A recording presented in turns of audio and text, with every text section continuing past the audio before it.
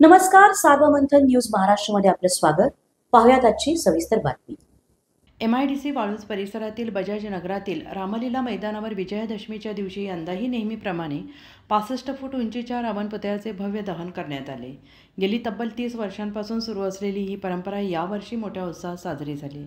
राम रावण युद्धाच्या या पारंपरिक दहन सोहळ्याला परिसरातील हजारो लाखो नागरिकांनी उत्स्फूर्त प्रतिसाद दिला. दुष्ट प्रवृत्तीचा नाश आणि सत्वगुणांचा विजय हा संदेश देणारा हा कार्यक्रम समाजातील वाईट प्रवृत्तींच्या निर्मूलनासाठी प्रतिकात्मक ठरतो. या भव्य कार्यक्रमाला माजी केंद्रीय वित्तमंत्री डॉक्टर भागवत कराड, जिल्ह्याचे पालकमंत्री तथा सामाजिक न्यायमंत्री संजय शिरसाट यांच्यासह मान्यवर उपस्थित होते. त्यांच्या हस्ते रावणाच्या 65 फूट उंच पुतळ्याला अग्नी प्रज्वलित करून दहन करण्यात आले. या कार्यक्रमादरम्यान वातावरणात जय श्रीरामच्या घोषणा दुमदुमल्या. रावण पुतळ्याचे दहन होताच नागरिकांनी आनंद व्यक्त केला. आकाशात फटाक्यांची आतषबाजी उडाली आणि मैदान परिसर प्रकाशमय झाला. गेल्या 3 दशकांपासून MIDC वाळूज परिसरातील बजाज नगर रामलीला मंडळाद्वारे हा सोहळा सातत्यानं आयोजित केला जातो आहे. रामलीला आणि रावण दहनाची ही परंपरा नागरिकांमध्ये एकात्मता, भक्ती आणि सांस्कृतिक जाणीवा दृढ करण्यास महत्त्वाची ठरते आहे. रावणाचा मृत्यू हा बेंबीमध्ये आहे, अमृताची डबी आहे आणि त्यावेळेला बेंबीमध्ये बाण मारला आणि रावणाचा अंत झाला. तेव्हापासून रावणाचे विचार आणि रावणाला जाळण्याची प्रथा परंपरा आहे. गेली 30 वर्ष दरवर्षी रावण दहनासाठी राजकुमार भारुका, अजय देसाई, कैलासराव सोळंके, माणिक जयस्वाल आणि पत्रकार बंधू पुढाकार घेतात आणि दरवर्षी हा रावण दहनाचा कार्यक्रम होतो.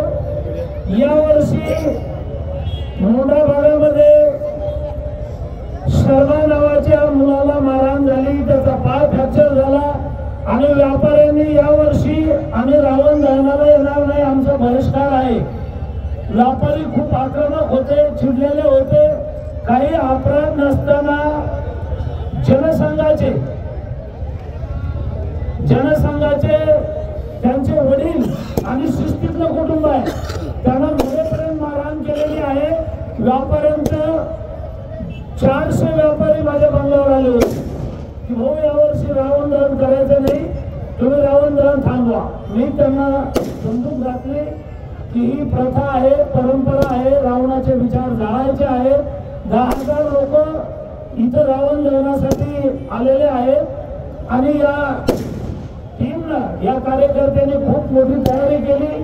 40 फुटाचा रावणाचा पुतळा उभा केला आणि रावण दहन झालं नाही तर खूप 10-15 हजार लोक निराश होतील.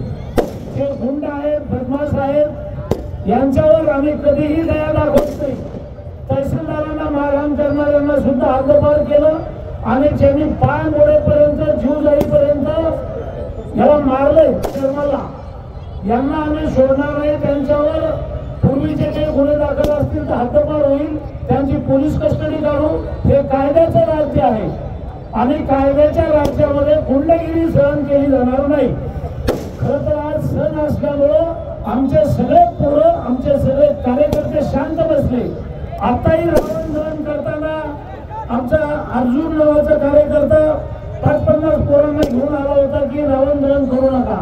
मी त्यांना समजून सांगितलं की पोलिसांनी आरोपी आणलेले आहेत, गुन्हा दाखल झालेला आहे, आरोपीला अटक होईल, आरोपींची पोलीस कस्टडी काढू, रावण दहन आपण थांबू नका. अशा प्रकारच्या अर्जुनला आणि त्यांच्या सावताला त्यांना विनंती केली आणि आपण आता रावण दहन केलेलं आहे. मी अजय देसाई, कैलास सोळंके, भारुका, जयस्वाल यांना मनापासून शुभेच्छा देतो की तुम्ही ही परंपरा चालू ठेवली. खूप खूप तुमचे आभार. आज रावण दहन झालेलं आहे. सार्वमंथन न्यूज महाराष्ट्राला लाईक करा, शेअर करा, सबस्क्राईब करा.